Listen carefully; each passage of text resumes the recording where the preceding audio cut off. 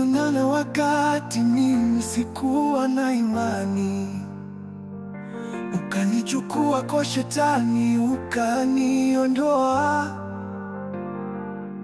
ukaniosha mimi safi mizigo, ukanipumzisha. Nitakuimbia niseme unastahili.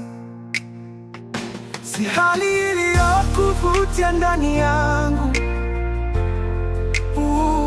si mali uliona Bwana kwangu,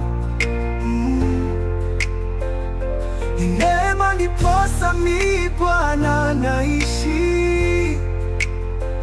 Haleluya Bwana, jina lako liinuliwe.